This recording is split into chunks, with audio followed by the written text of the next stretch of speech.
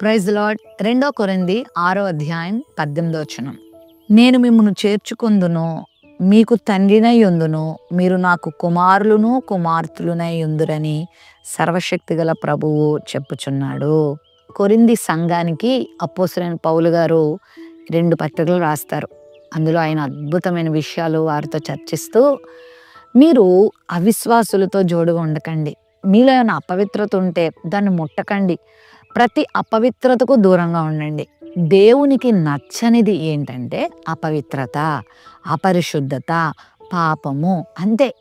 దేవునికి నువ్వు నచ్చాలంటే, దేవునికి ఇష్టంగా ఉండాలంటే నీలో ఆయన చెప్పినట్లుగా చేసే లక్షణం ఉండాలి. ఆయన ఏం చెప్పారు? మనుషులను అసహించుకోమని చెప్పలేదు, మనుషులకు దూరం అయిపోయామని చెప్పలేదు, పాపానికి దూరంగా ఉండమని చెప్పారు. ఆయన కూడా అదే చేశారే. యేసుక్రీస్తు వారు కూడా ఈ లోకానికి వచ్చి ఆ పనే చేశారే. ఆయన పాపులతో కలిసిపోయాడు, పాపులతో భోజనం చేశాడు, పాపులను హత్తుకున్నాడు, రోగులను హత్తుకున్నాడు, సమాజం చేత త్రోసివేయబడిన వారిని, చీ అనుకున్న వారిని ఆయన చెంత చేర్చుకున్నాడు. దేనిని అసహించుకున్నారంటే పాపాన్ని అసహించుకున్నారు, అబద్ధాన్ని అసహించుకున్నారు, దుర్మార్గతను అసహించుకున్నారు, వ్యభిచారమును అసహించుకున్నారు, ఒక దొంగతనాన్ని అసహించుకున్నారు. అది ఆయన చేయలేదు, అది చెయ్యొద్దని చెప్పారు. అంతే. యేసు ప్రభు బోధ అంటే ఇదేనండి. యేసు ప్రభు బోధ అందరినీ దూరం చేసేసుకోమని చెప్పిన బోధ కాదు. పాపానికి దూరంగా ఉండండి. ఎందుకంటే ఏ పాపమైతే మీరు చేస్తున్నారో అది మీకు కీడు చేస్తుంది, అది మిమ్మల్ని మరణానికి నడిపిస్తుంది, అది మీరు మానవ జీవితంలో సమాధానం లేకుండా చేస్తుంది, అది మీ జీవితాలని, మీ కుటుంబాలని సర్వనాశనం చేస్తుంది. కాబట్టి ఆ పాపం జోలికి వెళ్ళొద్దని ప్రభు చెప్పాడు.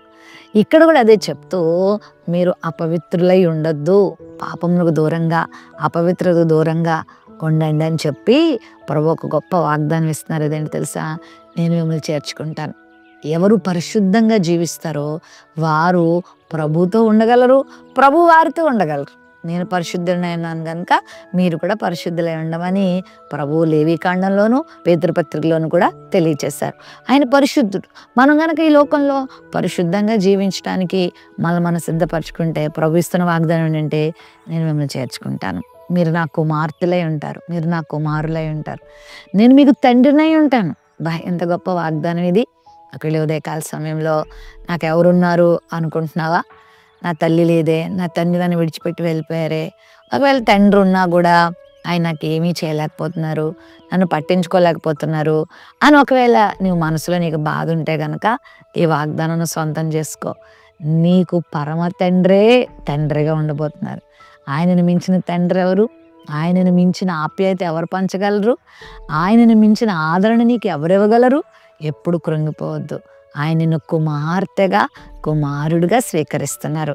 గొప్ప వ్యక్తికి మన కూతురులం, కొడుకులం అయ్యామనుకోండి, మనకు ఎంత విలువ ఉంటుంది, ఎంత ఆధిక్యత ఉంటుంది. మరి గొప్ప గొప్ప నాయకులకి కుమార్తెలు, కుమారులు ఉంటారు కదా, వాళ్ళు ఎంత విలువను పొందుకుంటారు ప్రపంచంలో. హైదరాబాద్కి ఒకసారి ట్రంప్ గారు అమ్మాయి వచ్చారు. ఆమె వస్తే నిజంగా హైదరాబాద్ అంతా ఎంత హడావుడి జరిగిందో.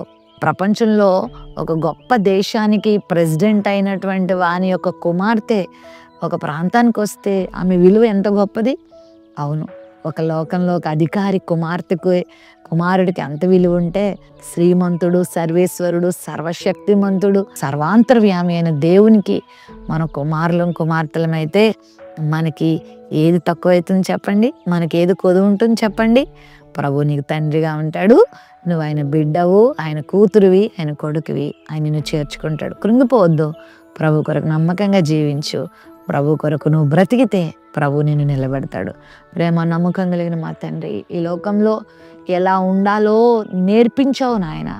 మేము నీ వలే ఉండగలిగితే, నీ మార్గంలో జీవించగలిగితే మమ్మల్ని నీ కుమారులుగా, కుమార్తెలుగా స్వీకరించే దేవుడు అయినావు. అట్టి కృప ఈ వాగ్దానాన్ని వీక్షించిన మా అందరికీ దయచేయమని యేసు నామములో ప్రార్థిస్తున్నాం తండ్రి. ఆమేన్.